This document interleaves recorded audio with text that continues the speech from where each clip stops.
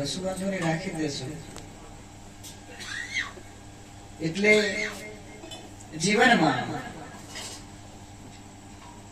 બધું જ મળવું સહેલું છે, પણ સત્સંગ જીવને ત્યારે મળે છે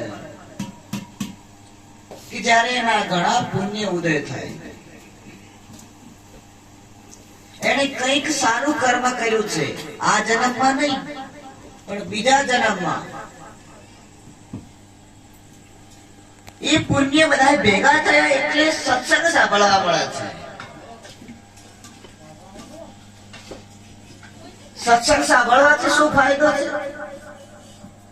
સત્સંગ કેમ સાંભળવો જોઈએ? સત્સંગ કોને કહેવાય? સત્સંગ એને કહેવાય કે જે આપણને સત્યની સાથે જોડે છે, જે સત્યથી આપણે વિખૂટા પડ્યા છે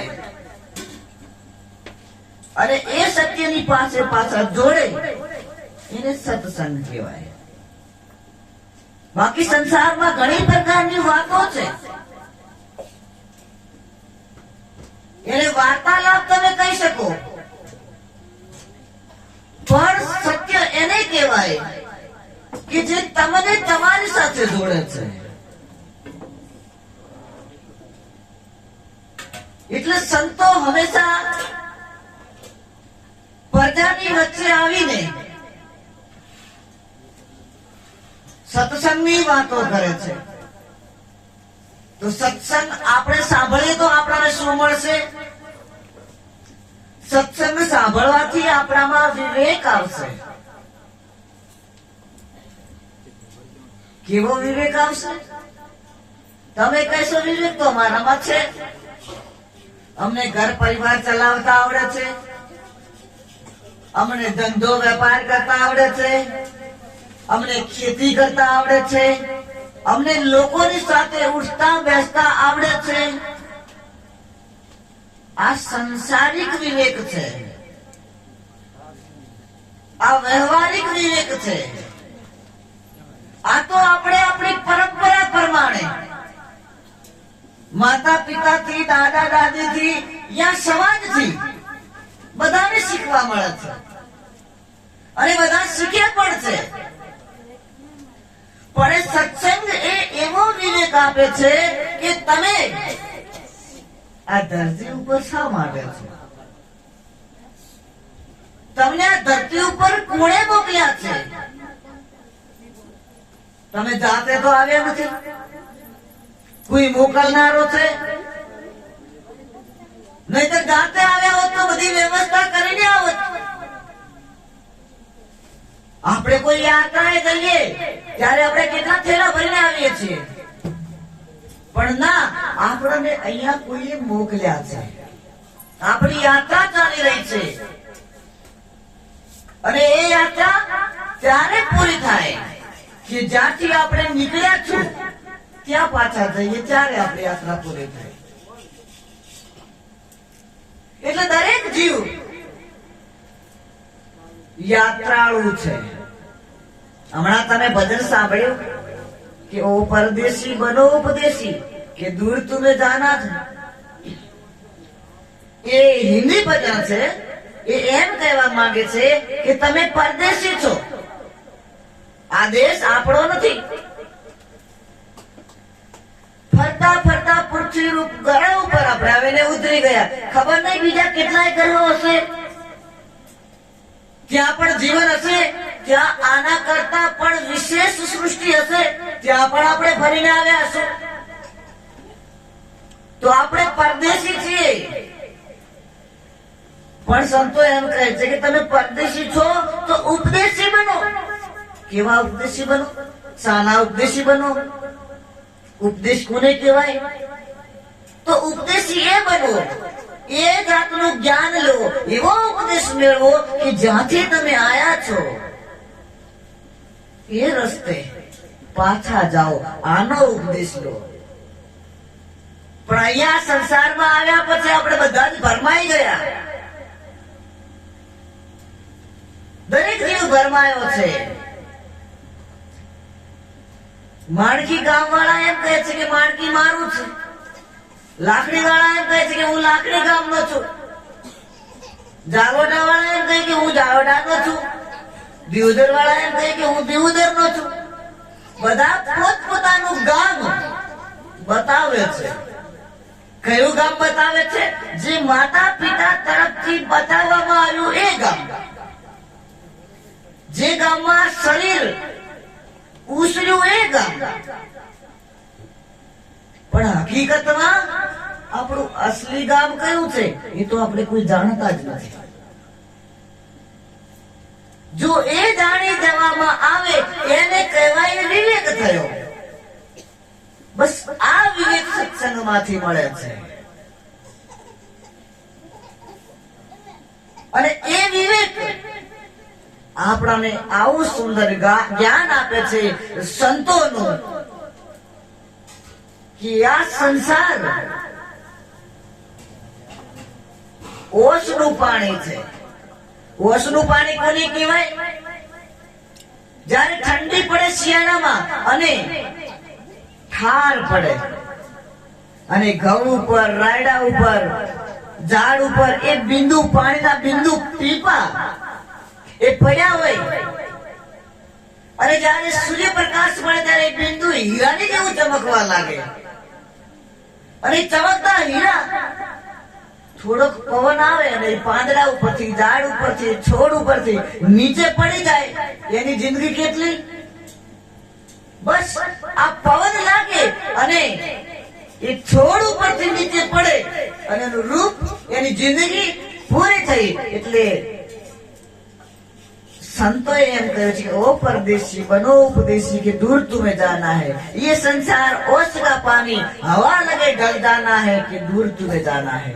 आ तो खाली पानीના ટીપાનું દ્રષ્ટાંત આપ્યું છે. બાકી કહેવા એમ માંગે છે કે આ શરીર રૂપી પાણીનું ટીપું છે.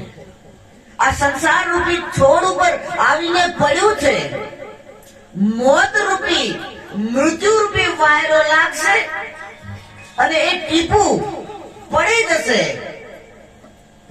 કશું હાથમાં નહીં આવે. પછી કહે છે કે એ સંસાર કાંટોની વાડી.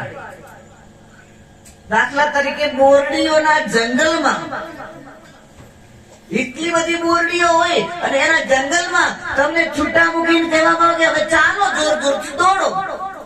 ચાલી શકશો? નહીં ચાલી શકો. કારણ કે બોરડીના કાંટા એ એવું જાડી જંગલ છે, એ ચાલવા દેતું નથી, પકડી રાખે છે.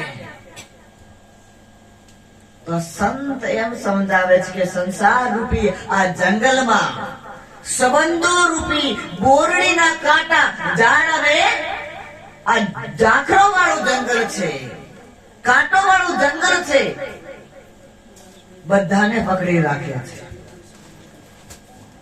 જયારે યુવાન હોય ત્યારે એમ કહે કે હજુ થોડો મોટો થઈ જાઉં, ધંધો વેપાર કરું, ભણી ગણીને નોકરી લઉં, પછી પરમાત્માનું ભજન કરશું. એટલે આ બોરડીના કાંટા એ પકડ્યા. થોડા મોટા થાય એટલે માતા પિતા લગ્ન કરે એટલે પતિ કે પત્ની મળે, એ વળી પાછા બોરડીના કાંટા એ પકડ્યા. એના પછી 2-3 વર્ષ વીતે અને સંતાન થાય એટલે બીજા બોરડીના કાંટા એ પકડ્યા. આમ અલગ અલગ બોરડીના કાંટાઓ જંગલમાં પકડ્યા કરે છે. અને યાત્રાળુને, આ મુસાફરીને, આ પરદેશીને એના દેશમાં જવા દેતો નથી. એટલે એ સંસાર કાંટો કી વાડી, કાંટોની વાડ છે, કાંટોનું જંગલ છે. ઉલજી પુલજીને મરી જવાનું. દરેક લોકોને એ તો ખબર જ હશે કે પોતાના બાપ દાદાને તમે પણ એ જ કરી રહ્યા છો કે જે બાપ દાદાએ કર્યું. પછી એમ કહે છે કે એ સંસાર ઝાડ और जाकर आग लगे जल जाना है कि दूर तुम्हें जाना है. આ સંસાર ઝાડ અને ઝાંખરા છે. ઝાડ અને ઝાંખરા ભેગા કરીને રાખ્યા હોય અને એક સળી આપીએ આગની અને આખું બળીને ભસ્મીભૂત થઈ જાય, રાખ થઈને પડી જાય. એમ એક દિવસ એવો આવશે કે આપણી પણ રાખ પડી હશે, પણ આપણે આ સંબંધોના મોહમાં એવા ફસાયા છીએ કે મોર તોર કી જેવડી ગળ બાંધા સંસાર, દાસ કબીરા ક્યું બાંધે जिसके नाम आधार। દાસ કબીર એમ કહે છે કે મારું અને તારું એનું દોરડું છે અને એનાથી બધો જ સંસાર બાંધેલો છે। કબીર કહે છે કે હું આ દોરડાથી ના બંધાવું, કારણ કે મેં નામનો આધાર લીધો છે, મેં પરમાત્માનો આધાર લીધો છે, એટલે હું પરમાત્માને પકડી અને મારા દેશમાં પહોંચીશ। આ સંસારમાં કોઈ જીવ એવો નહીં હોય કે આ દોરડાથી બંધાયેલો નહીં હોય। એટલે સંતો હંમેશા આવીને એ સમજાવવા માંગે છે કે તમે પરદેશી છો, તમે આ બધા સંબંધો અહીંયાથી ભેગા કર્યા છે, આ બધા જ સંબંધો સંસારમાંથી મળેલા છે। હા, ફરજ વ્યક્તિને ના ચૂકવી જોઈએ। માતા પિતાની ફરજ આવે કે એનું બાળક જ્યાં સુધી લાયક ના બને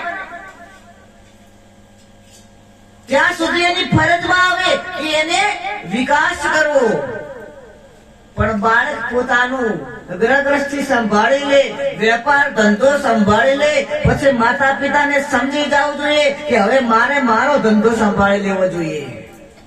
કયો ધંધો?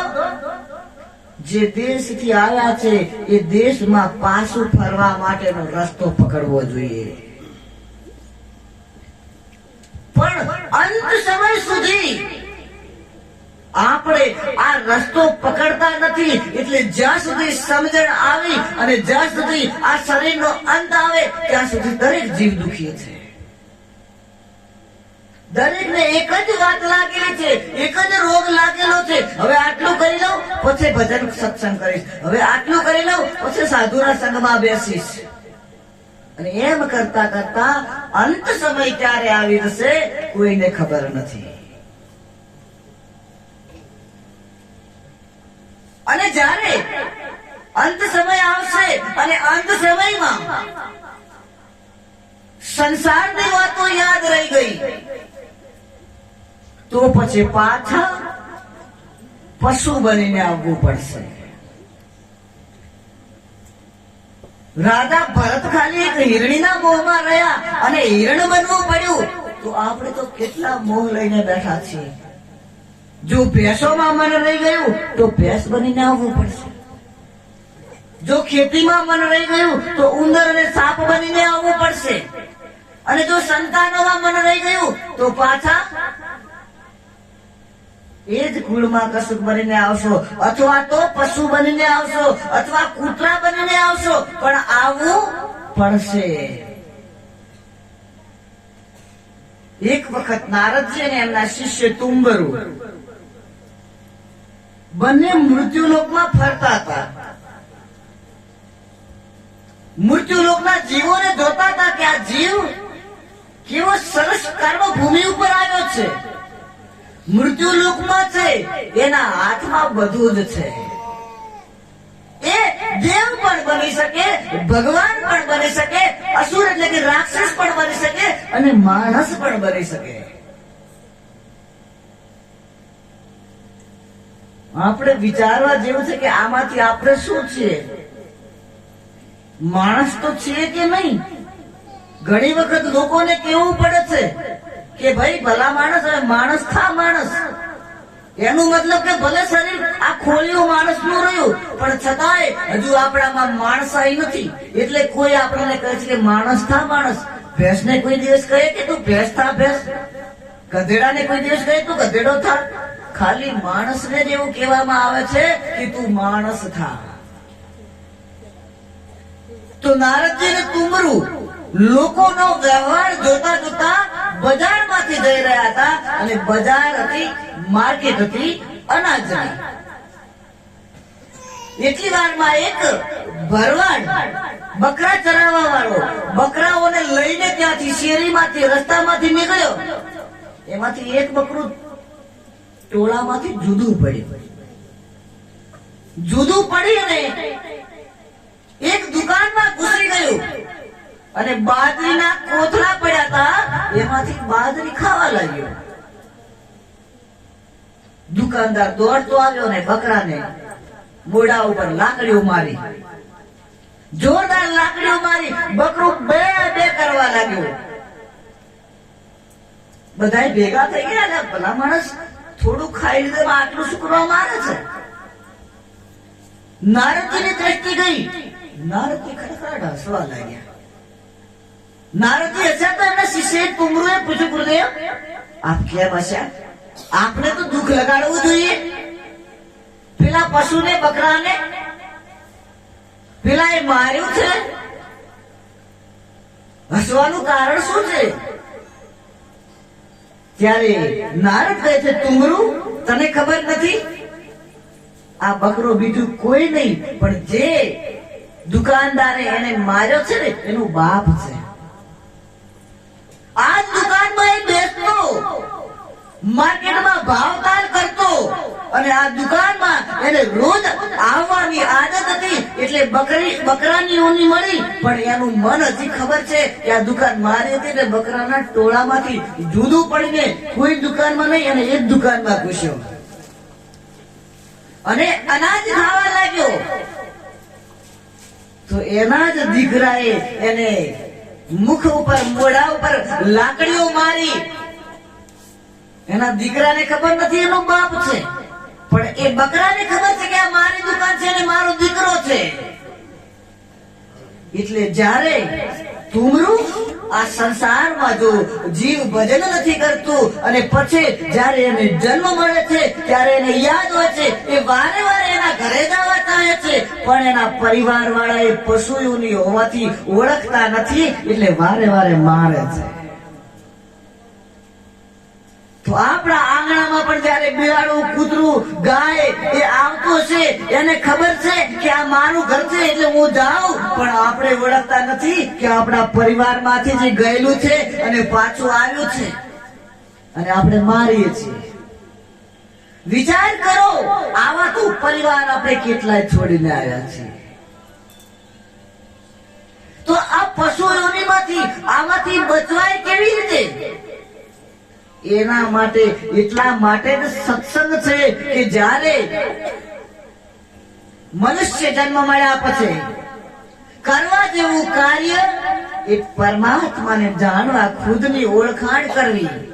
તમે માણકીના નથી, તમે તો પરદેશી છો.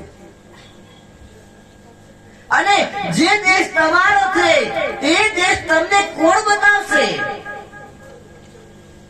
દાખલા તરીકે અમે આપણે ભૂલા પડ્યા, માણકી જોયું નતું, કેટલાય ફરી ફરીને આવ્યા, પણ કોઈ માણકીને જાણવા વાળું માણકી ગામનું કોઈ બેઠું હોત તો મને ડાયરેક્ટ અહીંયા ઉતારો કે નહીં? અહીંયા જ ઉતારો. એટલે જે દેશને જાણતા હોય એવા વ્યક્તિનો સહારો લઈ લઈએ તો પછી ભટકવું પડે નહીં. એટલે સંતો એમ કહે છે કે અમે તમારા દેશના છીએ, અમે તમારા દેશમાંથી આવ્યા છીએ અને તમને પાછા તમારા દેશમાં લઈ જવા ચાહીએ છીએ. એટલે વારે વારે સંતો આવીને તમને જગાડે છે, તમને સત્સંગ રૂપી ઢોલ વગાડીને જગાડે છે. પણ આપણા જન્મના આદતો એવી પડેલી છે કે આપણે સંસાર તરફ તો દોડીએ છીએ, પણ જે સંતો આપણું કલ્યાણ કરવા ચાહે છે એની વાત આપણે સાંભળતા નથી.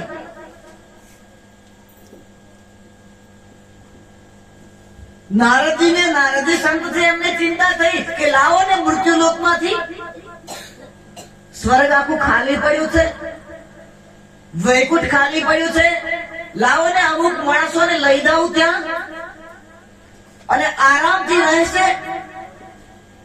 એટલે નારદજી ફરતા ફરતા મૃત્યુલોકમાં આવ્યા અને એક ઘરમાં ઝઘડો ચાલતો હતો. દીકરા, વહુ, સાસુ ને ડોહો બધા વળતા હતા અને બધા ડોહાને વળતા હતા. અને ડોહો રિસાઈને ઓટલે બેઠો, લાકડી પકડીને બોલતો હતો છોકરાઓને, વહુઓને, બધાને. એટલે નારદજીને લાગ્યું કે આ ઘરથી કંટાળ્યો છે, આને સ્વર્ગમાં કે વૈકુંઠમાં લઈ જાઉં. બીજા તો કોઈ આવવા તૈયાર નથી, પણ આ આવી જશે. નારદજીએ કહ્યું કે ડોસા, દેખ તારા છોકરાઓ, તારી વહુઓ, તારા પુત્રાઓ બધા જ તને બોલે છે. તું ચાહે તો મારી સાથે આવી શકે છે વૈકુંઠમાં, સ્વર્ગમાં. ત્યારે ડોસો ખીજાયેલો કે તારે કામ નારદજી આવું તો છે, પણ 2 દિવસ વાટ જોવો પછી આવું. નારદજી ફરીને 2 દિવસે આવ્યા એટલે ગુસ્સો ત્યાં સુધી ઉતરી ગયો હતો ડોહાનો. ઘરમાં બનામણા થઈ ગયા હતા. નારદજી કહ્યું, ડોહા ચાલ હવે 2 દિવસ થઈ ગયા, હું તને વૈકુંઠ લઈ જાઉં. ત્યારે ડોસાએ કહ્યું કે નારદજી હમણાં નહીં, મારા દીકરાના હમણાં લગ્ન થયા છે અને આ લગ્નમાં એટલું બધું ખર્ચ થઈ ગયું છે કે થોડોક હું ખ્યાલ રાખું, છોકરાઓને બોલું કે ખેતી સારી રીતે કરો તો આ ખર્ચો ઉતરી જાય. એટલે હમણાં આવવું નથી, 1-2 વર્ષ પછી આવીશું. નારદજી કહે સારું. નારદજી 2 વર્ષે આવ્યા એટલે ડોસાના દીકરાઓને પૂછ્યું કે તમારો બાપ ક્યાં છે? તો દીકરાઓએ કહ્યું કે અમારો ડોસો તો મરી ગયો, એ તો સ્વર્ગમાં ગયો, સ્વર્ગમાં જ થઈ ગયો. નારદજી કે સ્વર્ગમાંથી તો હું આવું છું, ડોસો તો ત્યાં આવ્યો નથી, અને સ્વર્ગવાસ કેવી રીતે થઈ ગયો? નારદજીએ ધ્યાન લગાવીને જોયું ત્યારે ગાયો અને ભેંસોનું ટોળું તેમાં રેડલો થઈને જન્મ્યો છે. નારદજીએ રેડલાની પાસે કહ્યું, ડોહા દેખ, માણસમાંથી પશુ બન્યો છે, હવે તારે આવવું છે વૈકુંઠમાં, સ્વર્ગમાં. ત્યારે રેડલાએ કહ્યું, નારદજી મારા દીકરાઓ ઉપર લેણું ચડ્યું છે, હવે હું રેડલો થઈને એટલા માટે જન્મ્યો છું કે હું સારો બળદ બનું અને એવી ખેતી કરું કે એનું બધું લેણું ઉતારી દઉં. પછી આવીશ 2-4-5 વર્ષ પછી, તમે 5 વર્ષ પછી આવજો નારદજી. નારદજી કહ્યું કે સારું. 5 વર્ષ એ બળદે ખેતરમાં એટલી મહેનત કરી કે આખા ઢાળિયા મોટા મોટા અનાજના કોથળાઓથી ભરાઈ ગયા. અને 5-6 વર્ષ થયા, નારદજી આવ્યા. એમના દીકરાઓને કહ્યું કે તમારા પેલા જે બળદ હતો વાડામાં ઉભો રહેતો, બળદ ક્યાં ગયો? ત્યારે દીકરાએ કહ્યું કે મહારાજ, મહાત્માજી, એ બળદ નતો, એ તો અમારો બાપ હતો, એટલી અમારી મદદ કરી છે. ત્યારે નારદજીએ મનમાં જ વિચાર્યું કે ખરેખર તમારો બાપ જ હતો, પણ ગયો ક્યાં? ત્યારે દીકરાઓએ કહ્યું કે ખૂબ મહેનત કરી, ખૂબ ખેતી કરી, એના કારણે તો અમારે આ બધા અનાજના ભંડાર ભરેલા છે, પણ હમણાં જ 7-8 મહિના પહેલા એ બળદ મરી ગયો, સ્વર્ગવાસ થઈ ગયો. નારદજી કે સ્વર્ગવાસ તો થયો નથી, હું તો સ્વર્ગમાંથી જ આવું છું, એ ડોહો તો ત્યાં આવ્યો નથી, કેવી રીતે સ્વર્ગવાસ થયો? નારદજી પાછું ધ્યાન લગાવીને જોયું ત્યારે કડીએ કૂતરો થઈને બેઠો. નારદજી પાછા ગયા અને કહ્યું કે ડોહા, માણસમાંથી પશુ બળદ થયો અને બળદમાંથી નીચી યોની કૂતરો થયો, હવે ત્યારે આવવું છે. નારદજીને કહ્યું કે મહારાજ થોડા શાંતિ રાખો, આટલું બધું બોરીઓ જે અનાજની પડી છે ને, આ વહુઓ વાતો કરવા માટે પાડોશમાં જતી રહે છે, ઘરની કોઈ ખબર રાખતી નથી, અને આ બધું ચોરાઈ ના જાય એટલે હું થોડી વહુઓ મારી હોશિયાર થઈ જાય, દીકરાઓ થોડા હોશિયાર થઈ જાય, એટલે મારા અનાજની, મારા ઘરની ચોકી કરીને બેઠો છું. 2-4 વર્ષ પછી આવજો, અત્યારે મારે નથી આવતું. નારદજી કહે સારું. 4 વર્ષ થયા અને નારદજી પાછા આવ્યા, ઘરમાં ગયા. દીકરાઓને પૂછ્યું કે તમારા આંગણામાં પેલો કૂતરો બેસતો એ ક્યાં ગયો? દીકરાઓએ કહ્યું, મહારાજ એ તો કૂતરો નતો, અમારા ઘરનો સભ્ય હતો, એટલી ઘરની રક્ષા કરતો, પણ એક દિવસ રાત્રે ચોર આવ્યા અને ચોરે એક કૂતરાને બંદૂકની ગોળી છોડીને મારી દીધો. કૂતરોનો સ્વર્ગવાસ થઈ ગયો. નારદજી કે સ્વર્ગમાં તો હું ફરીને આવું છું, સ્વર્ગમાં તો આવ્યો નથી, આ ગયો ક્યાં?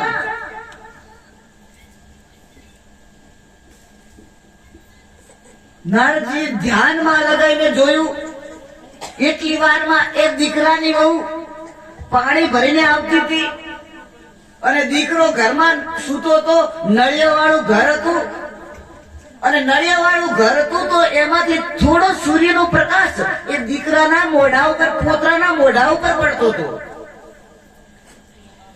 તો ડોસો સાપ બનીને એ તડકો પોત્ર ઉપર ના પડે, એ પોતરા ઉપર એટલે ઢાંકી એ તડકાને આડો રહી અને દીકરાને પ્રકાશ ના પડે છોયલો આપતો હતો. અને એટલી વારમાં વહુ પાણી ભરીને આવી અને સાપ જોયો અને માટલું ત્યાં જ પડતું કર્યું. સાપ સાપ સાપ કરીને રાડ્યો કરતી બહાર આવી અને ત્યાં સુધી નારદે ધ્યાન લગાવીને જોયું તો એ ડોસો સાપ બનીને બેઠો હતો. બધા ધોકો લઈને મારવા દોડ્યા. એટલી વારમાં નારદજીએ કહ્યું કે ઉભા રહો, મારો નહીં, મને મંત્ર આવડે છે. હું હમણાં જ સાપની પાસે જઈને મંત્ર બોલીશ તો સાપ નીકળી જશે, જતો રહેશે, તમે કશું ના કરો. બધા પાછા હટી ગયા, દૂર જતા રહ્યા. નારદજી પાસે આવ્યા અને કાનમાં જઈને કહ્યું કે દેખ ડોસા, પેલા માણસ હતો, મારું કહેવું ના માન્યું એટલે પશુ બળદ બન્યો, તોય ના માન્યો મારું કહેવું એટલે કૂતરો બન્યો, તોય ના માન્યો અને હવે સાપ બન્યો છે. હવે તારે આવવું છે. ત્યારે સાપની યોનિમાં રહેલો ડોસો કહેવા લાગ્યા કે મારી પાછળ કેમ પડ્યો છે તું નારદ? પણ કે પેલા તને મારવા તૈયાર છે, એ મારા દીકરા, એ મારા પોતરા, એ મને મારે કે ગાળો બોલે કે ગમે તે કરે, તારે શું જોવાનું? તું તાર જા સ્વર્ગમાં, મારે નથી આવવું. ત્યારે નારદજીએ કહ્યું કે આ સાપ તો બહુ હઠીલો છે, આ મંત્ર બોલવાથી પણ નથી જતો, હવે તમારે મારી દેવો તો મારી દો. બધા ઘરના દોડ્યા, ધોકા લાકડીઓ લઈ અને સાપને ત્યાં મારી દીધો. વિચાર કરો, આપણે જે પરિવાર માટે આટલા બધા દોડીએ છીએ અને પશુઓની, પક્ષીઓની, જીવ જંતુની યોની પ્રાપ્ત કરીએ છીએ, આપણને શું પ્રાપ્ત થશે? જો જ્યાં સુધી કોઈ સાધુના શરણે જઈ અને પોતાની આત્માની ઓળખાણ ના કરી, ત્યાં સુધી આ ભવના ફેરા ટળવાના નથી. દરેક જીવ ભ્રમણામાં છે. દરેકને ભ્રમણા છે કે હું માણકીનો છું, મારું નામ આ છે, મારું નામ આ છે, હું આ વ્યક્તિ છું. એટલે સંતો તમારી આ ભ્રમણા ભાગે છે અને જેની ભ્રમણા ભાગી જાય એના ભવના ફેરા ટળી જાય છે. વિચાર કરો, તમે શું છો?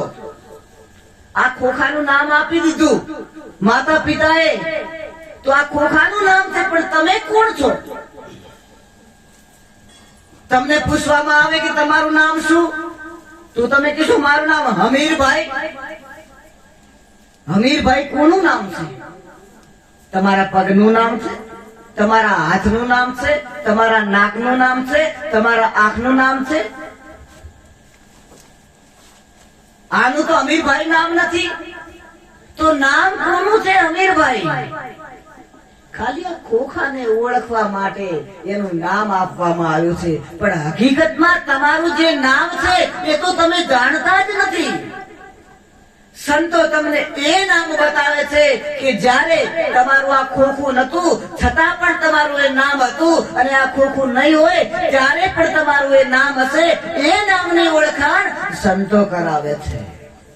અને જ્યારે એ નામની ઓળખાણ થઈ જાય એને પછી ભવના ફેરા રહેતા નથી. એટલે તારી આત્માને ઓળખ્યા વિના રે લખ 84 નહીં મટે. તારી ભ્રમણાને ભાગ્યા વિના રે આ ભવના ફેરા નહીં ટળે. એટલે સંતો એમ કહે છે કે તમે એવા વૈદની પાસે જાઓ કે તમને આ ભવરોગ લાગેલો છે. કયો ભવરોગ? આવું, જન્મવું અને મરવું.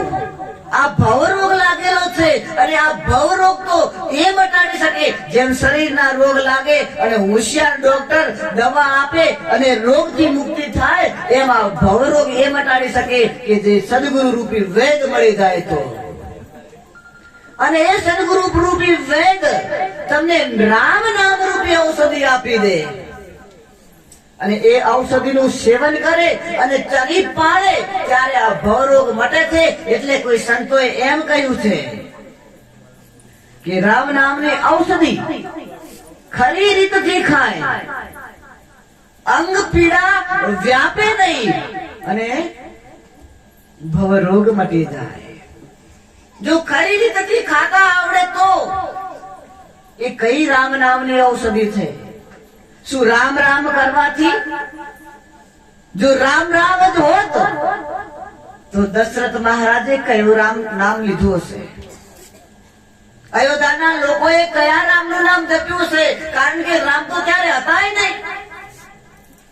પણ દશરથ મહારાજે પણ, કૌશલ્યા માતાએ પણ રામનું નામ જપ્યું છે. એ રામનું નામ બીજું કંઈક બીજું જ છે. જે કૃષ્ણ કૃષ્ણ આપણે કરીએ છીએ, પણ જયારે કૃષ્ણ અવતાર ધારણ કરીને નતા આવ્યા ત્યારે આપણે કયા કૃષ્ણનું નામ જપતા હતા? એ કયું કૃષ્ણનું નામ છે? એ જે આદિ અને અનાદિ છે એ નામ મળી જાય ત્યારે અસલી ઔષધિ ખરી રીતના ખાતા આવડે. આપણે મહાદેવ મહાદેવ કરીએ, શંકર શંકર કરીએ, ઓમ નમઃ શિવાય કરીએ તો મહાદેવ કોનું નામ જપે છે? એ પણ બેઠા જ છે ધ્યાન લગાવીને, આંખો બંધ કરીને. આપણે હનુમાનજી હનુમાનજી કરીએ, આ કેળામાં કેટલો મોટો નાળિયેરનો ડગો કરી નાખ્યો છે. હનુમાનજીએ કોનું નામ જપ્યું છે? હનુમાનજી કોનું નામ જપે છે? સુમેર પવન સુદ પાવન નામા અપને વશ કર રાખ્યા રામા. એ પવન સુદે એવા પાવન નામનું સુમરણ કર્યું છે કે જે રામ પણ હનુમાનજીને વશ હતા. જે હનુમાનજી ભજન કરે છે એ ભજન, એ નામ આપણને સુમરણ કરતા આવડી જાય તો આ દુવિધા રૂપી દુનિયામાંથી આપણે આ દુનિયામાં હોવા છતાં પણ મુક્ત રીતે રહી શકીએ છીએ. એટલે સંતો હંમેશા જાગવાનું કહે છે. જાગો રે જીન જાગના, અબ જાગન કી બાર, ફિર ક્યા જાગો નાનકા, જબ સો પાવ પસાર. નાનક દેવજી ફરી ફરીને લોકોને કહે છે જાગો, હવે જ જાગવાની વારી છે, અત્યારે જ જાગી દો. પછી શું જાગશો કે જયારે પાવ પસારીને સુઈ જશો, બધા આવીને હલાવશે, નામ પોકારશે તો પણ નહીં ઉઠો. જયારે આ સ્થિતિ થશે ત્યારે શું જાગશો? એટલે નાનક દેવજી કહે છે અત્યારે જાગી શકો છો તો જાગી દો, અત્યારે જાગવાની વાર છે. સંતો પણ જગાડવા માંગે છે. કઈ નીંદમાં તમે સૂતા છો? ભલે તમારું શરીર જાગતું હોય, આંખો ભલે ખુલી હોય, પણ એક એવી નીંદમાં સૂતેલા છે દરેક જીવ.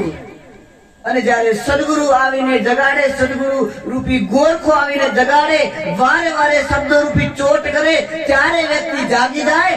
એ અસલી જાગેલો કહેવાય છે. नींद निशानी मौत की, उठ कबीरा जाग और रसायन छोड़ के नाम रसायन लाग. કબીર પણ કહે છે જે સંતો મહાન થઈ ગયા, જે જાગી ગયા છે એ આપણને પ્રેરણા આપે છે, જગાડે છે. અને જે જાગી જાય છે એને કાળ પકડી શકતો નથી. પરમાત્માના નામમાં જાગી જાય છે, સદગુરુના નામમાં જાગી જાય છે, એને યમના દૂતો પણ નથી લઈ જઈ શકતા. આપણા શાસ્ત્રો એ આપણને કહે છે, શાખ પૂરે છે. ભાગવતજીમાં અજામિલ નું દ્રષ્ટાંત આવે છે કે અજામિલે નારાયણ નારાયણ કર્યું અને એ બચી ગયો. મૃત્યુના ભયથી, મૃત્યુના પંજામાંથી બચી ગયો. કારણ કે યમના દૂતો અને ભગવાનના દૂતો આવીને ઉભા રહ્યા. યમના દૂતોએ કહ્યું કે આ યજામિલ પાપી છે, એને આખી જિંદગી પાપ કર્યા છે, એટલે અમારા યમે અમને એમ કહ્યું છે, યમરાજાએ, કે જે પાપ કરે છે, જે માતા પિતાને સામો બોલે છે, જે સાધુની નિંદા કરે છે, જે ગાય બ્રાહ્મણની નિંદા કરે છે, અને જે પાપી છે એ પાપીને યમના દૂતો પકડીને લઈ જાય છે. પણ ગમે તેવો પાપી હોય અને એ પાછો પરમાત્માનું નામ લઈ લે, પરમાત્માનું નામ જપી લે, તો એ યમના દૂતો, એ મારા દૂતો, તમે એવા વ્યક્તિને પકડજો ના. કારણ કે એ તો પછી પરમાત્માના ધામમાં જવા વાળો છે, એ તો પરમાત્માના દૂતો લઈ જશે. જો તમે ભૂલથી પણ એને પકડી લીધું તો મારું અને તમારું બંનેની હાનિ છે. જ્યારે યમના દૂતો આ યજામિલને લઈ જઈ ના શક્યા અને કંટાળીને યજામિલની પાસેથી ગયા યમરાજાની પાસે અને વાત કરી કે અમે તો યજામિલને લેવા ગયા હતા, પણ ત્યાં ભગવાનના દૂતો આવી ગયા અને અમને ના લેવા દીધા. ત્યારે યમરાજા પોતાના દૂતોને સમજાવે છે કે ભલે આખી જિંદગી પાપ કર્યા હોય પણ એનું અંતકરણ શુદ્ધ થઈ જાય. કોઈ સાધુના શરણે જતો રહે અને પરમાત્માનું નામ જપવા મળે તો પછી તમારો અધિકાર નથી એને લઈ જવાનો, એ તો પરમાત્માનો થઈ ગયો. વાલ્ય લૂંટારોએ પાપ કર્યા હતા પણ અંતે પરમાત્માનું ભજન કરીને પવિત્ર થઈ ગયો, એટલે વાલ્મીક ઋષિ થઈ ગયો. જો અંત સમયે જે જાગી જાય છે અને પોતાના આત્મામાં જાગી જાય અને આત્મા અને પરમાત્માનું મિલન થઈ જાય તો પછી એને યમના દૂતો લઈ જઈ નથી શકતા. એટલે જે પૃથુ રાજા હતા એ એમ કહે છે, એટલા યજ્ઞ કરતા, તપ કરતા, પૂજા કરતા, અને જયારે યજ્ઞ કરવા લાગ્યા ત્યારે ઇન્દ્ર વારે વારે યજ્ઞનો ઘોડો લઈ જાય અને યજ્ઞ પૂરું કરવા ના દે. ત્યારે બ્રહ્માજીએ પૃથુને કહ્યું કે પૃથુ, યજ્ઞ કરવાનું છોડી દે. આ યજ્ઞથી તને શું મળશે? તું પરમાત્માનું સુમિરણ કર, પરમાત્માનું ભજન કર, અને જયારે સુમિરણ ભજન કરીશ તો તને પરમાત્મા મળશે. અને જયારે બ્રહ્માજીની વાત સાંભળીને પૃથુએ યજ્ઞ મૂકીને ભજન કરવા લાગ્યા ત્યારે પરમાત્મા એમની સામે પ્રગટ થયા અને પૃથુને કહ્યું, માંગો, શું જોઈએ? ત્યારે પૃથુ રાજાએ કહ્યું કે જે નાશ પામવા વાળી વસ્તુઓ મારે નથી જોઈતી, મારે તો 10,000 કાન મને આપી દો, અને 10,000 કાનથી હું તમારી મહિમા સાંભળીશ, તમારો સત્સંગ સાંભળીશ. કારણ કે તમારા સત્સંગ સાંભળવામાં જે આનંદ છે, તમારી મહિમા સાંભળવામાં જે આનંદ છે, એમાં જ ભક્તિ છે, એમાં જ રસ છે. એટલે પૃથુ રાજાએ 10,000 કાન માંગ્યા છે આ સત્સંગ સાંભળવા માટે. કારણ કે સત્સંગથી ઘડીકમાં મુક્તિ છે. પ્રથમ તો સત્સંગ બધાને ભાવે નહીં, કારણ કે ખબર જ નહીં પડે. પ્રથમ તો વારે વારે સત્સંગ સાંભળવામાં આવે ત્યારે ધીરે ધીરે સત્સંગ સમજણ પડવા લાગે છે. એટલે કહ્યું કબીરજીએ કે સત્સંગમાં સુરતા લાગે કોની, રસ્તામાં રામ મિલે કોની. મારવાડી ભજન છે. સત્સંગમાં જેનું મન લાગે નહીં, જેનું ધ્યાન લાગે નહીં, જેની સુરતા લાગે નહીં, એને રસ્તામાં રામ મળવાનો નથી. ઘરનું તાળું ચાવીથી ખુલે પણ મન કા તાલા ખુલે કોની. ઘરનું તાળું તો ચાવીથી ખોલી જશે પણ આ મનનું તાળું કેવી રીતે ખોલશો? आ तन की प्यास पानी से बुझती, पर मन की प्यास बुझे कोनी। सत्संगમાં સુરતા લાગે કોની, રસ્તામાં રામ મિલે કોની। કહે તો કબીર સુનો ભાઈ સાધુ, ગુરુ બિના જ્ઞાન મિલે કોની। જ્યારે ગુરુનું આગમન થઈ જાય તમારા જીવનમાં, ત્યારે તમારા મસ્તકનું તાળું ખોલે છે, ત્યારે તમારા 9 દરવાજા બંધ થાય છે અને 10મા દરવાજો જે તમારો વાસો છે, જ્યાં પરમાત્માનો વાસો છે, એ 10મા દ્વારમાં તમારે રહી અને તમારા દેશમાં જવાનું છે, એ તમને સદગુરુ બતાવી શકે છે। એટલે હંમેશા સદગુરુનું સાનિધ્ય મેળવવું જોઈએ, સંતોનું સાનિધ્ય મેળવવું જોઈએ। ખટવાંગ નામના રાજા, સૂર્યવંશી રાજા એટલા બહાદુર હતા કે ઇન્દ્રની સાથે રહી અને અસુરોને મારતા। બધા જ અસુરોને હરાયા ત્યારે ઇન્દ્રએ કહ્યું કે મહારાજ ખટવાંગ, બોલો તમારે શું જોઈએ? આ સ્વર્ગના જેટલા સુખ ભોગ છે એમાંથી શું જોઈએ છે? ત્યારે ખટવાંગ રાજાએ કહ્યું કે પહેલા મને એમ તો કહો કે મારું જીવન કેટલું બાકી રહ્યું છે। ત્યારે ઇન્દ્રએ કહ્યું કે મહારાજ, તમારું જીવન 3 કલાકનું રહ્યું છે।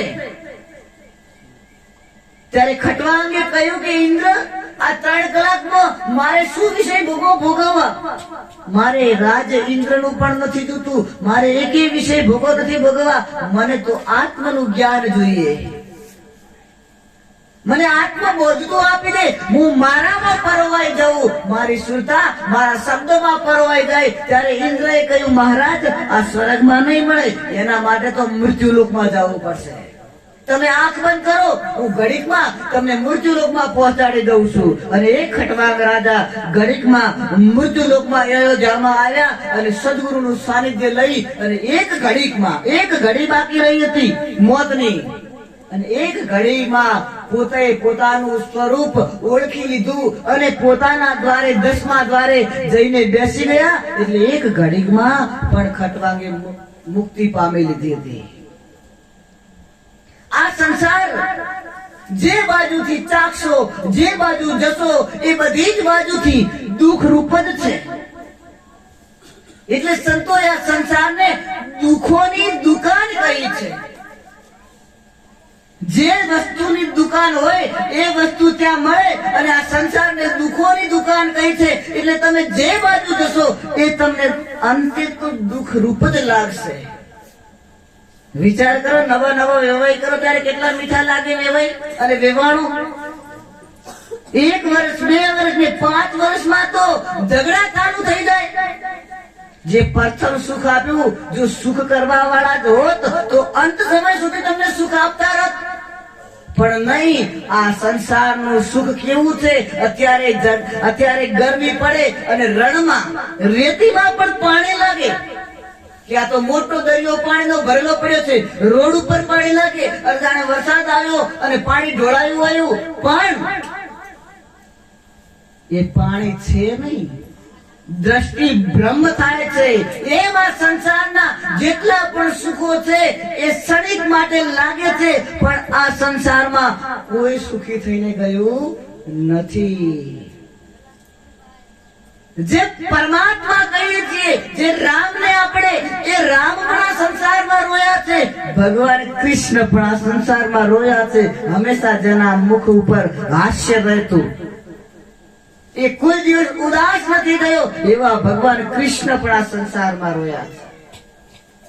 જે પણ આ સંસારમાં આવ્યું એ રોયું છે, દુખી થયું છે, પણ જેને પોતાનામાં જાગી ગયું, પરમાત્માનું નામ જેને ભજી લીધું અને જેને બિંદુને કેન્દ્રને પકડી લીધું, એ જ સુખી થયા છે। એટલે સંતો એમની ફકીરીમાં, એમની મસ્તીમાં હોય છે, કારણ કે એમને કિલો પકડીને બેઠા છે। કબીરજી હંમેશા સત્સંગ કરતા અને પોતાના પરિવારને જોતા કે મારા સત્સંગનો પ્રભાવ મારા પરિવાર ઉપર પડ્યો છે કે નહીં। બહાર તો હું લોકોને આટલા જગાડું છું, પણ મારા ઘરના બચ્ચાઓને એમના ઉપર સત્સંગનો પ્રભાવ પડ્યો કે નહીં। એટલે કબીરદાસની પત્ની બેઠી લોહી દરડું દળતી હતી, મુઠ્ઠીએ મુઠ્ઠીએ અનાજ નાખતી હતી અને દળાતું હતું દરડું. કબીરજીએ ઘંટીને ચાલતા જોઈ અને અન્નને પીસાતા જોયો, લોટ બનતા જોયો અને કબીરજી જોર જોરથી રડવા લાગ્યા. લોહીએ પૂછ્યું, કેમ રડો છો? कबीरे कहूं, चलती चाकी देख के दिया कबीरा रोई, दो पाटल के बीच में साबुत बताना कोई. આ ઘંટી ને ચાલતી જોઈને મને રોવાનું આવે છે. આ બંને ફળિયાની વચ્ચે એકે દાડો સાબુત જીવતો રહેતો નથી. આ તો બધાય મરી ગયેલા છે. એમને એમાં સંસાર રૂપી ઘંટીમાં રાત અને દિવસના બે ફળિયા છે અને જીવ રૂપી અનાજ બધા એમાં પડી રહ્યા છે અને બધા પીસાઈ રહ્યા છે. એટલે મને રોવાનું આવે છે. કમાલ બેઠો બેઠો એક બાજુ કપડા વળી રહ્યો હતો, કપડા બનાવડી રહ્યો હતો. કમાલ દોડમ દોડા આવ્યો અને હસવા લાગ્યો. चलती चाकी देख के दिया कमाल खिठाए, जो किले से लागा रहे ताको काल ना खाए. हे पिताजी, भले आ चक्की चालती પણ આ ચક્કીના બંને પૈડાને ઊંચા કરો. જ્યાં લકડાનો વચ્ચે ખીલો છે ને એની આજુબાજુ જે અનાજ આવી ગયું છે ને એ પીલાયું નથી. એટલે સંસાર રૂપી દિવસ અને રાત રૂપી પડ્યામાં જે પરમાત્માના નામ રૂપે સંસારની ચક્કીમાં પરમાત્માના નામ રૂપી જે કિલો છે, જે પરમાત્માના નામને પકડી રાખે છે, એને પિતાજી કાળ ખાઈ શકતો નથી. એટલે સંસારમાં બચવા માટેનો આધાર તો એક નામ છે પરમાત્માનું. એટલે સંતો વારે વારે નામની વાત કરે છે, પણ એ કયું નામ? कोटि नाम संसार में ताते मुक्ति ना होए, आदि नाम जो गुप्त दबे बुझे विरला कोई. સંસારમાં અનેકો અનેક પ્રકારના નામ છે. દેવીઓના નામ, દેવતાઓના નામ, ભગવાનના નામ. પણ સંત એમ કહે છે કે આ નામથી મુક્તિ થશે નહીં. એક આદિ નામ છે, હંમેશાનું છે, કાયમનું છે. આ સૃષ્ટિ પાછી વિનાશ થઈ જશે ત્યારે પણ એ નામ હશે અને એ જ નામના દ્વારે પાછી આ સૃષ્ટિ સર્જન થશે. અને જયારે આ સૃષ્ટિ નથી ત્યારે પણ એ નામ હતું, આ સૃષ્ટિ છે ત્યારે પણ નામ છે, અને જયારે આ સૃષ્ટિ નહીં હોય ત્યારે પણ એવું નામ છે. એ આદિ અનાદિ નામ છે. એ દરેક જીવની ભીતર છે, માણસની નહીં. દરેક જીવ, એમાં માણસ પણ આવી ગયો, પશુ પણ આવી ગયો, પણ માણસને પરમાત્માએ એવો બનાવ્યો છે કે એને 5 કોષોથી બનાવ્યો છે. એ કર્મ કરી શકે છે અને કર્મ ભોગવી શકે છે. એને વિશેષ પ્રકારની બુદ્ધિ આપી છે, વિવેક આપ્યો છે, સમજણ આપી છે. આ દરેક પશુ પક્ષી જીવ જંતુમાં નથી, દેવતાઓમાં પણ નથી. દેવતાઓને શીરો ખાવો હોય ત્યારે માણસ બનાવે અને પછી દેવતાઓની સામે ધરે ત્યારે દેવતાઓ સુગંધ લઈ લે. બાકી જાતે બનાવી નથી શકતા અને મુખમાં મેલીને પેટમાં ઉતારી પણ નથી શકતા. પશુઓને કંઈક ખાવું હોય ત્યારે એમના સામે મૂકવામાં આવે ત્યારે એ ખાઈ શકે, બાકી ઘાસ એ વાવી શકે નહીં. આ માણસ જ છે કે એને જેવું ખાવું છે, જેવું વાવવું છે, જેવું કરવું છે એ બધું માણસ કરી શકે છે.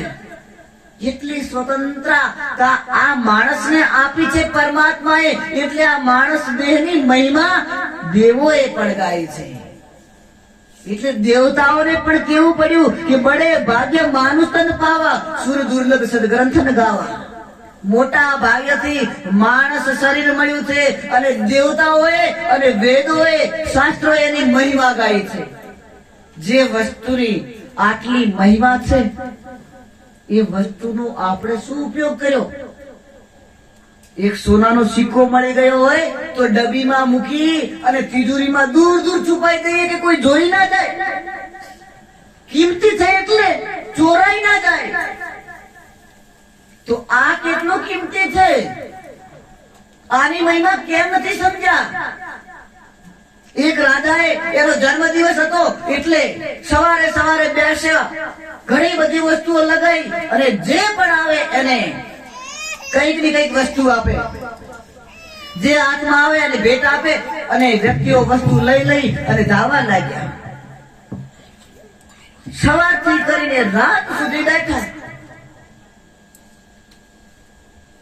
બધાને વસ્તુ આપીને રાજા 5-6 વાગે પાછા ઉઠીને મહેલમાં જવા લાગ્યા. એટલી વારમાં પોતાના રાજ્યમાં સફાઈ કરવા વાળો વ્યક્તિ દોડમ દોડાયો. મહારાજ, અંદાતા, મને પણ કઈક આપો, તમારો જન્મદિવસ છે.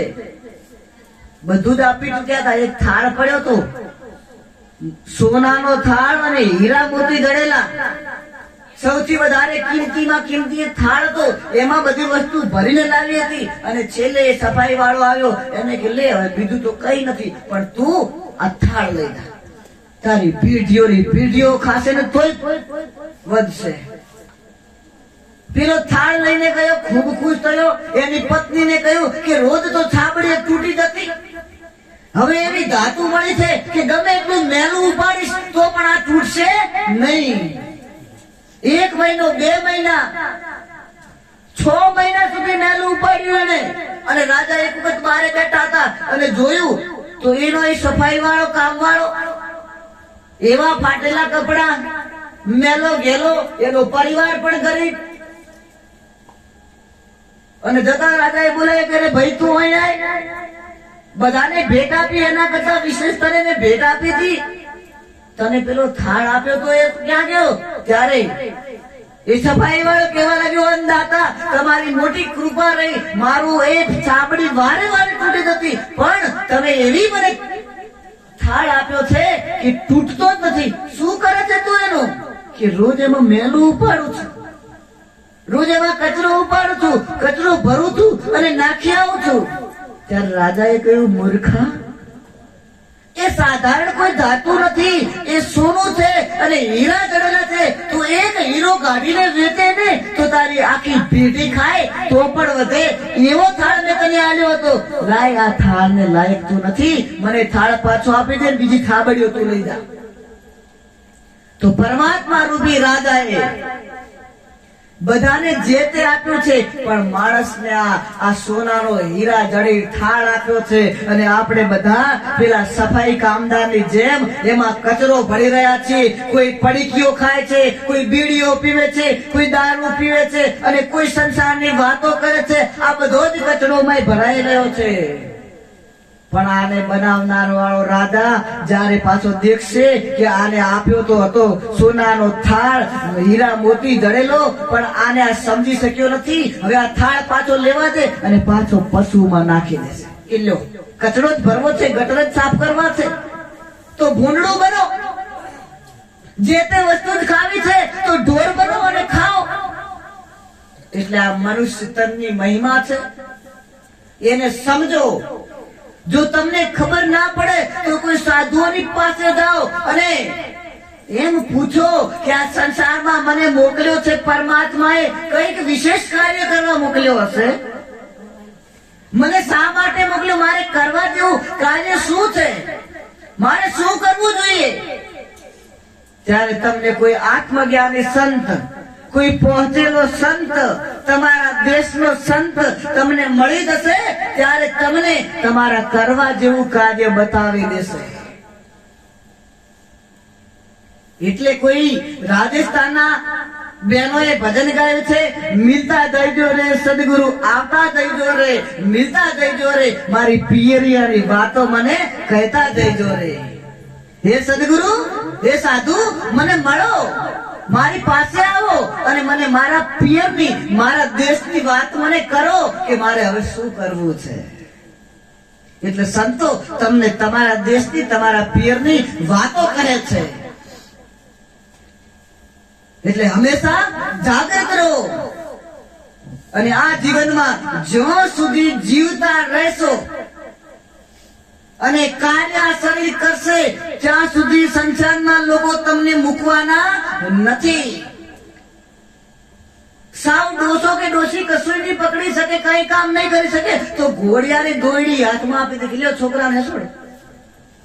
તમે છોકરાઓને હસોડશો ત્યાં સુધી પણ તમને નહીં છોડે. ઘરની ચોકી કરો, અમે બહાર જઈએ ઘરે બેસો ત્યાં સુધી પણ તમને નહીં છોડે. એટલે આ સંસાર બધા જ મતલબી છે. પોતાના મતલબ માટે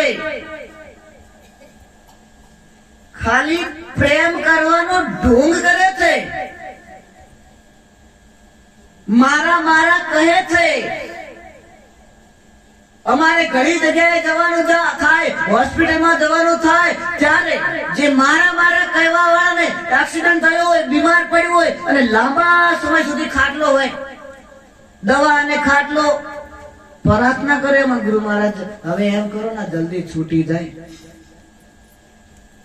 અરે તમે તો એને ચાહતા હતા, હવે કેમ જલ્દી છોડવાની વાત કરો છો? હવે એના દવાખાનાના પૈસા નથી ભરાતા, એની સેવા નથી થતી, એટલે કહે છે કે જલ્દી છૂટે. એટલે બધા જ પોતપોતાની જ્યાં સુધી ઈચ્છાઓ પૂરી થાય છે ત્યાં સુધી આ સંસાર તમને પ્રેમ કરશે અને તમને ચાહશે, તમને માનશે. અને જેવા જ લીંબુમાંથી રસ નીકળી જાય અને ખોપટાને બારે ફેંકી દે એમ તમારામાંથી રસ એમને ઉડી જશે, રસ નીકળી જશે ત્યારે તમને ફેંકી દેશે. અને જ્યાં સુધી તમારી ભીતરે પરમાત્મા રૂપી રસ ભરેલો છે, એ ચેતનનું ઝરણું છે, ત્યાં સુધી તમારા દેશમાં પહોંચી જાઓ. એટલે જ્યારે જવાનો વારો આવે, અચાનક આ ઘર છોડવાનો વારો આવે અચાનક, ત્યારે આપણને આપણા મહેલમાં જાતા આવડે, દરવાજો ખોલતા આવડે એટલા હોશિયાર થઈ જતો. જો તમારા દેશમાં તમારો ફેરો નહીં હોય આવવા જવાનો અને અચાનક તમને કહે છે કે જાઓ, હવે તમારે અહીંથી જવું પડશે, તો જાશો ક્યાં? એટલે તમારા જગ્યા જે છે ત્યાં ફેરો લગાવતા રહો. એ જગ્યાને ઓળખી લો, એ દરવાજાને ઓળખી લો. જ્યારે એમ ચોટ મારે ત્યારે એ દરવાજામાં પેસી અને તમારા મહેલમાં ગુફામાં જઈને સંતાઈ શકો, તમારા પરમાત્માને મળી શકો.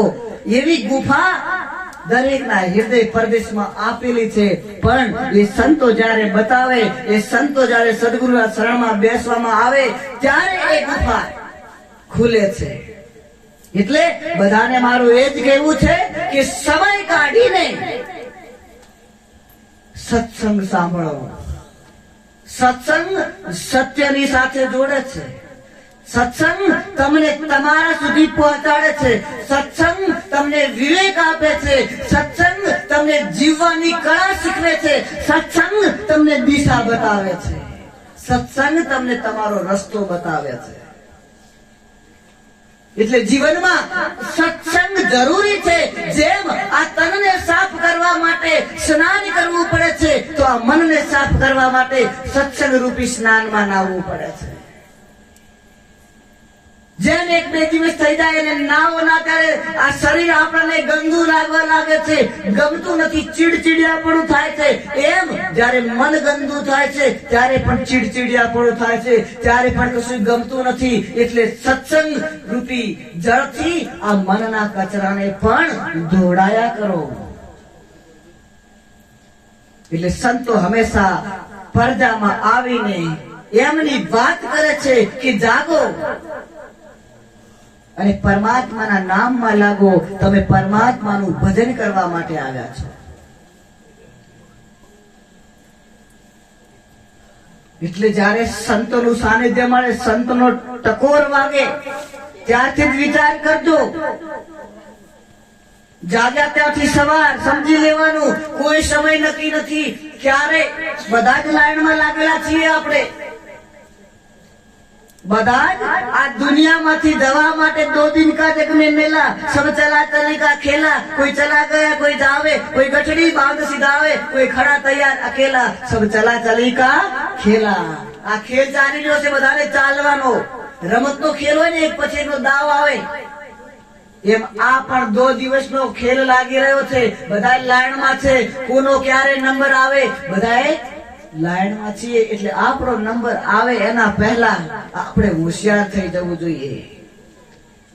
જાગેલો એને કહેવાય કે જે હોશિયાર છે, જે નામમાં જાગી ગયો, જેને રસ્તો પકડી લીધો, જેને પોતાનો રસ્તો પકડી લીધો, એ ભલે સંસારમાં ગમે તેમ રહે પણ એ જાગેલો છે. ભલે સંસારના કામ કરે, ભલે પરિવારની સાથે રહે પણ એ જાગેલો છે. જે કાદવમાં કમળ થાય, થાવું તો પડે અને કાદવમાં જ. શુદ્ધ પાણીમાં કમળ ના ઉગે, કચરો જોઈએ, કાદવ જોઈએ, અને કાદવમાં કમળ ઉગે. અને કમળની દ્રષ્ટિ હંમેશા ચંદ્રની સામે હોય. રાત્રે ચંદ્ર ઉદય થાય, કમળનું ફૂલ ખીલે અને ચંદ્રને જોવે, જરાક કાદવ ઉપર આવે તો પાછી દાંડી વધી જાય અને ચંદ્રની તરફ એની નજર હોય છે કે મારે ચંદ્રને મળવું છે, મારે ચંદ્રને મળવું છે. એમ સૂર્યમુખીનું ફૂલ સૂર્યને જોવે. જે બાજુ સૂર્ય ઢળે એ બાજુ એ ફૂલ ઢળ્યા કરે. જેમ અગ્નિ જલાવો એટલે આકાશમાં જાય, કારણ કે એનું ઉદ્ગમ સ્થાન સૂર્ય છે, એટલે સૂર્ય તરફ જવા ચાહે છે. અને માટીનું ઢેફું લ્યો, ગમે તેટલું આકાશમાં ઉલાડો પણ એ પાછું નીચે પડે, કારણ કે માટીનો અંશ છે. તો આપણે બધા પરમાત્માના અંશ છીએ. જ્યારે આપણે પરમાત્મા તરફ જશું ત્યારે આ દુઃખ રૂપી સંસારમાંથી આનંદ સિંધુ સુખમાં જીવી શકીશું. એટલે બધાને મારું એ જ કહેવું છે કે તમે પણ આનંદના સિંધુ જ છો, તમે પણ સુખરૂપ છો. તમે જેના અંશ છો, એનાથી જુદા પડ્યા છો, એના તરફ જાઓ ત્યારે તમે સુખને પામશો. આજે આપણાને આટલો સત્સંગ સુરેશ કે જે એમના પરિવારે સેવા માટે મોકલ્યો છે, અને મારી આજ્ઞા થઈ કે અહીંયા નહીં, હરિદ્વારમાં સેવા કરવાની છે. હરિદ્વારમાં અનક્ષેત્ર ચાલુ છે આશ્રમમાં, અને રોજ સુરેશ જાતે બનાવીને ખીચડી 100 થી 150 થી 200 લોકોને રોજ સાધુઓને જમાડે છે. તમારા માણકી ગામનું કેટલું ગૌરવ છે, વિચાર કરો. એક માણકી ગામનો છોકરો હરિદ્વારમાં જઈને સાધુને જમાડે છે. સાધુને જમાડવો કોઈ સહેલી વાત નથી.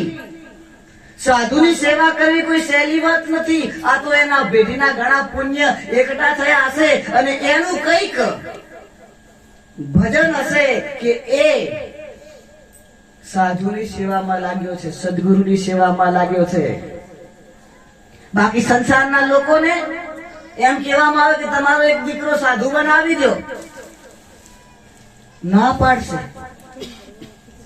ભલે અમારો છોકરો ચોર બને, દારૂડિયો બને, જુગારી બને, બધું બનશે તો ચાલશે, પણ સાધુ નહીં. અરે કોકનો દીકરો સાધુ બન્યો, અરે તમારા મોટા ભાગે તમારા ઘરે દીકરો સાધુ પાક્યો. કોકના દીકરા સાધુ તો સારા લાગે, ઘરના તમારા બનાવવા ચાહો તો. એટલે સાધુ તો એની પેઢીમાં જન્મે, જેને 1000 પેઢીઓનું પુણ્ય એકઠું થયું હોય એની પેઢીમાં સાધુ જન્મે. સાધુ બનવું તો બની જવાય કપડા પહેરીને, ગમે તે વેશ લઈ લો ને તમે. સાધુ હોવું અને બનવામાં ઘણો ફેર છે. જે સદગુરુની સેવા કરે છે, જે ભજન કરે છે, ધીરે ધીરે સાધના કરતો કરતો, યાત્રા કરતો કરતો એ પોતાના લક્ષ્ય સુધી પહોંચે છે. એ સાધુ થઈ શકે છે, એ સદગુરુની સેવા કરી શકે છે. બધાય કરી શકતા નથી. એટલે સુરેશના પરિવાર વાળાનું કઈક ભાગ્ય છે કે સુરેશ હરિદ્વારમાં સેવા કરી રહ્યો છે. અને એમના પરિવારની ખૂબ ઈચ્છા હતી કે સુરેશ પણ આવે ઘરે, અને ગુરુ મહારાજજી પણ આવે, અને સત્સંગનો પ્રોગ્રામ થાય. મેં કીધું ચલો તમારી ઈચ્છા પણ પૂરી કરી દઈએ. એટલે આજે એમના પરિવારથી આપણને બધાને આ સત્સંગ સાંભળવા મળ્યો છે. એટલે સત્સંગના શબ્દને યાદ રાખજો કે સત્સંગ શું કહેવા માંગે છે. સત્સંગ આપણને કઈ બાજુ લેવા ચાહે છે, કઈ બાજુ લઈ જવા ચાહે છે. સત્સંગ તમને કઈ છોડાવવા નથી માંગતો કે તમે પરિવાર છોડી દો, ઘર છોડી દો, ભગવા પહેરી લો, સાધુ બની જાઓ. ના, સત્સંગ તો ખાલી સંસારમાં બધું જ કાર્ય કરો, પણ પ્રથમ કાર્ય એ કરો કે જે કરવા માટે આવ્યા છો. એટલે પ્રથમ કરવા જેવું કાર્ય પરમાત્માનું ભજન છે. કોઈ સાધુ અને સદગુરુ પાસેથી જ્ઞાન મેળવી અને એ ભજન કરો કે જે ભજન મહાભારતના યુદ્ધમાં ભગવાન કૃષ્ણએ અર્જુનને કહ્યું, અર્જુન તું યુદ્ધે કર અને ભજને કર. વિચાર કરો આ કેવી માળા હશે. યુદ્ધે થાય, બાણે છોડવાના, બધાની ખબર રાખવાની અને ભજને કરવાનું ને યુદ્ધે કરવાનું. જો યુદ્ધમાં ભજન થઈ શકતું હોય તો સંસારના કામ કરતા કરતા પણ ભજન થઈ શકે. જે સંત તમને, જે સદગુરુ તમને સંસારના કામ કરતા કરતા પણ ભજન કરવાની વિધિ બતાવી દે, એ સદગુરુ છે, એ સંત છે, એ જ સાચો ગુરુ છે. એટલે એવા સદગુરુને શોધીને ભજન કરજો. અને આ જે મનુષ્ય શરીર મળ્યું છે, જેના માટે મળ્યું છે, જેના માટે પરમાત્માએ મોકલ્યા છે, એ આપણું લક્ષ્ય પૂરું થાય એવી પ્રયત્ન કરજો. આપણો ફેરો નિષ્ફળ ના જાય. જો નિષ્ફળ ગયો તો ખબર નહીં. આ વખતે તો આવી સુંદર ગાડી મળી છે અને બીજી વખતે કેવી મુસાફરી કરવા માટે કેવી 4 પગા વાળી ગાડી મળી ગઈ તો એટલે આ વખતે સારી ગાડી મળી છે એટલે આ ગાડીમાં જલ્દી મુસાફરી કરી શકશું. એટલે જલ્દી કોઈ એવા સાધુનું સાનિધ્ય મેળવી અને એ રામ નામની ઔષધિ ખાઈ અને આ ભવરોગ મટાડી અને મનુષ્ય જન્મનું જે ફેરો સફળ થાય એવું કરજો. બધાને મારા ખૂબ ખૂબ દુઆ આશીર્વાદ. હરિઓમ કશ્યપ પ્રેમથી બોલે છે ગુરુદેવ મહારાજ કી જય.